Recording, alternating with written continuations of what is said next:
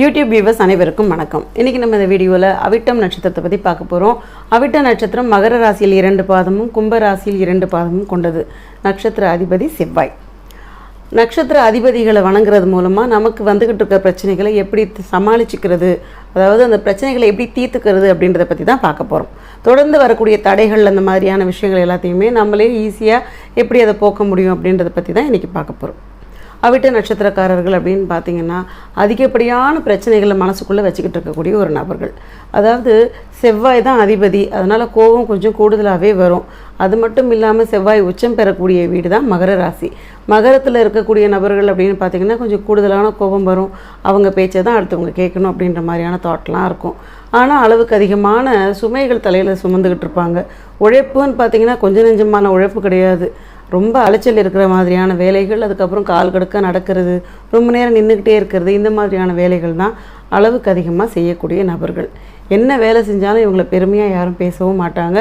அதே சமயத்தில் இவங்களை பாராட்டியும் எதுவும் சொல்ல மாட்டாங்க. இதுவே இவங்களுடைய பெரிய தாக்கமாக இருக்கும்.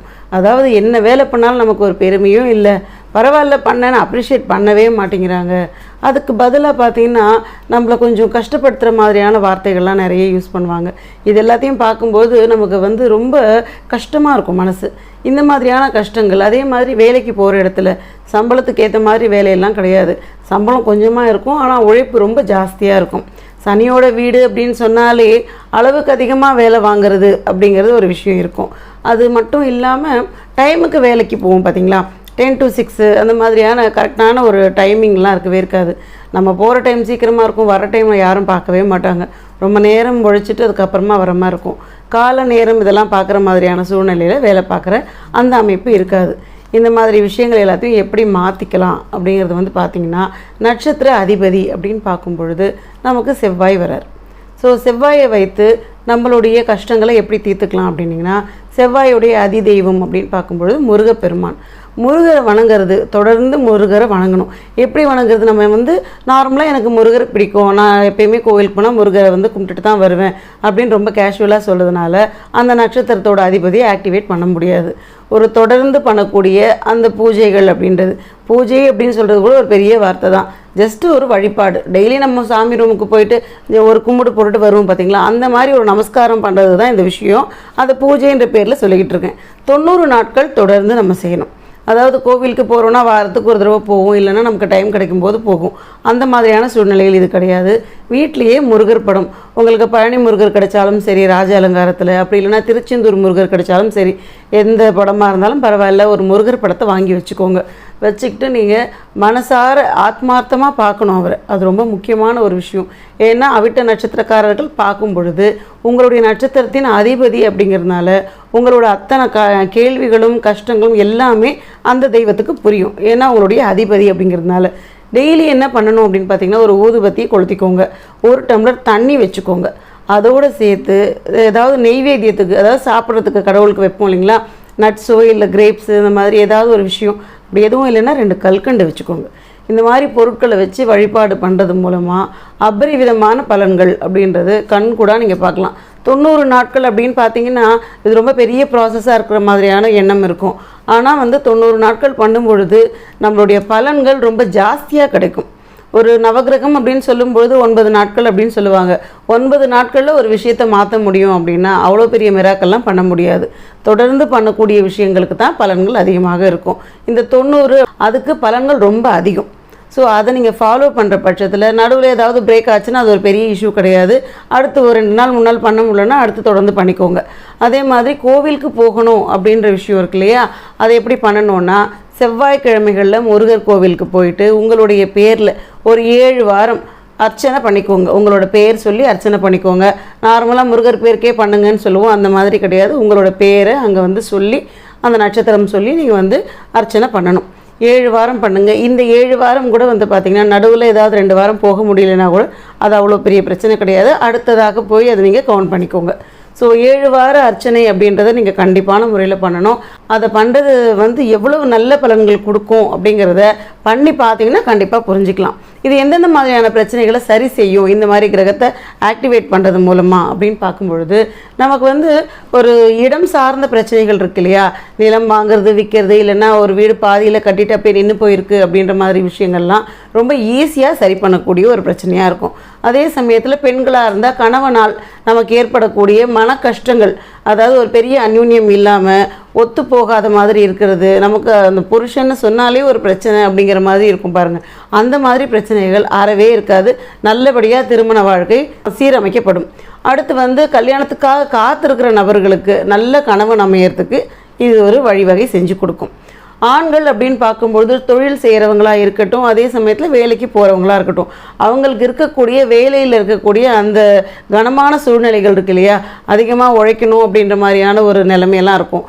அதெல்லாம் சரி செஞ்சு எல்லாரும் மாதிரியும் நம்ம வந்து அந்த 10 to 6 வேலை பண்ணுற மாதிரியான ஒரு சூழ்நிலை, இந்த மாதிரியான உழைப்பை கொஞ்சமாக போடுறது, இப்படி ஒரு நல்ல வாய்ப்பு இதெல்லாமே கிடைக்கும். அதே மாதிரி வேலையை மாற்றணும்னு நினைப்பாங்க, அங்கேருந்து வேலைக்கு மாற்றமே கிடைக்காம இருக்கும். உத்தியோக உயர்வு கிடைக்காது, பதவி உயர்வு, இந்த மாதிரி விஷயங்கள்லாம் அப்படியே நம்ம நினச்ச மாதிரி கிடைக்கல. நார்மலாக எதுக்காக மகர ராசிக்காரர்களுக்கு கிடைக்க மாட்டேங்குதுன்னு பார்த்தீங்கன்னா, சனி ஆட்சி பெறும் வீடு. சனி வந்து மறைமுகமாக சம்மந்தப்பட்டாலே நமக்கு வந்து வேலை மேலே ஒரு அதிருப்தி அப்படின்றது ஒன்று இருக்கும், இல்லை ஒரு பயம் இருக்கும், வேலையை விட்டு எடுத்துருவாங்களோ அப்படின்ற பயம் இருக்கும், இல்லை வேலை மேலே பெரிய ஈடுபாடு இருக்காது. இதை உணர வைக்கிறது அப்படின்னு பார்த்திங்கன்னா, சனி ஆட்சி பெறக்கூடிய வீட்டில் நம்ம இருக்கும் பொழுது இந்த மாதிரியான தாட்ஸ்லாம் வந்துக்கிட்டே இருக்கும்.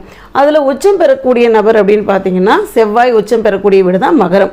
அப்போ செவ்வாயோட நட்சத்திரம் நீங்கள் அப்படிங்கிறதுனால செவ்வாயை நல்லா ஸ்ட்ராங்காக ஆக்டிவேட் பண்ணும் பொழுது நமக்கு பலன்கள் அப்படின்னு பார்க்கணும்னா சின்ன சின்ன இடையூறுகள் கூட இல்லாமல் அளவுக்கு நமக்கு தொந்தரவே இல்லாமல் வாழ்க்கை போகும் அப்படின்னு சொல்லுவோம் இல்லைங்களா, அது கண்டிப்பான முறையில் நடக்கும்.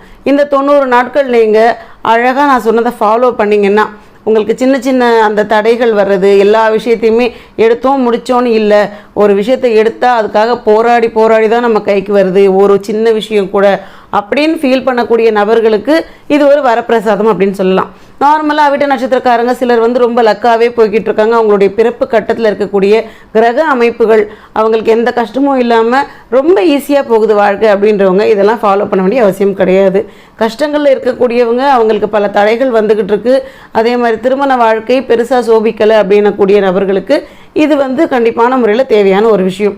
கஷ்டம் இருக்கக்கூடிய நபர்களுக்கு தான் இந்த மாதிரி பரிகாரங்கள்லாம் தேவை. அப்படி இல்லாதவங்களுக்கு அவங்க ஈஸியாக வாழ்க்கையை நடத்திக்கிட்டு போகலாம். ஸோ இதை கரெக்டாக ஃபாலோ பண்ணிங்கன்னா அந்த கோர்ட்டு சம்மந்தப்பட்ட பிரச்சனைகள் இருக்கக்கூடியவங்க, ஏதோ கேஸ் இருக்குது அதில் பிரச்சனையாக போயிட்டுருக்கு, அதுக்காக நம்ம செலவு பண்ணிகிட்டே இருக்கோம், ஒரு முடிவே தெரியாமல் இருக்குது அப்படின்னு நினச்சிட்டு இருக்கவங்களுக்கு அதெல்லாம் சுமூகமாக நல்லதனமாக உங்களுக்கு சாதகமாக நடக்கிறதுக்கு உண்டான வாய்ப்பு செவ்வாய் அருள் செஞ்சு கண்டிப்பாக செஞ்சு கொடுப்பார். ஸோ இதெல்லாம் கரெக்டாக ஃபாலோ பண்ணிங்கன்னா உங்களுக்கு வெற்றி வாய்ப்புகள் நிறையவே கிடைக்கும். இதுக்கு முன்னாடி லைஃப்பில் இல்லாத அளவுக்கு பெரிய நல்ல வாய்ப்புகள்லாம் கிடைக்கும். திட்டமிட்டபடி சில விஷயங்கள் செய்யணும்னு நினைப்போம் இல்லைங்களா, அதெல்லாம் நீங்கள் பிளான் பண்ண மாதிரியே நடக்கும். அதில் எந்த தடைகள் அப்படின்லாம் வராது. நான் சொன்ன மாதிரி இந்த 90 நாட்கள் பூஜையே செஞ்சுருங்க. அடுத்து வந்து பார்த்திங்கன்னா இந்த செவ்வாய்க்கிழமைகளில் போய் அர்ச்சனை பண்ண சொல்லியிருக்கேன், அதையும் கரெக்டாக பண்ணிடுங்க. தானம் பண்ணணும் அப்படின்னு பார்த்தா கண்டிப்பாக யாருக்காவது உணவு பொட்டலங்கள் வாங்கி கொடுங்க. இது ரொம்பவே முக்கியமானது. நமக்கு சனி தோஷம் இருக்கிற காரணத்தினால எப்பயுமே நம்ம யாருக்காவது சாதம் வாங்கி கொடுக்கறது அப்படின்ற ஒரு பழக்கம் வச்சுக்கணும். பிறந்த நாள் சமயத்தில் தான் நம்ம கொடுக்கணுமா அப்படின்னு அப்படிலாம் கிடையாது. உங்களால் முடியும், உங்கள் கண்ணெதிரில் யாராவது ஒருத்தங்க அந்த நீடட் பீப்புள் இருப்பாங்க இல்லையா, பசியோடு இருக்கக்கூடிய நபர்களுக்கு நம்ம சாப்பாடு தான் வாங்கி கொடுக்கணுமானா அப்படியே தான் பண்ணணும் கூட கிடையாது. குழந்தைங்க முடியாத குழந்தைங்க இருந்தாங்கன்னா அவங்களுக்கு ஏதாவது வாங்கி கொடுக்கலாம், செருப்பு இல்லாதவங்களுக்கு செருப்பு வாங்கி கொடுக்கலாம். இந்த மாதிரியான விஷயங்கள்லாம் தானம் பண்ணுறத ஒரு குறிக்கோளாகவே வச்சு பார்த்துக்கிட்டே இருங்க. உங்கள் கண்ணில் படும்பொழுது உங்களால் முடிகிற தருணத்தில் ஹெல்ப் பண்ணுங்கள். இது வந்து வாழ்க்கையில் மிகப்பெரிய நல்ல விஷயங்கள் கொடுக்கும்.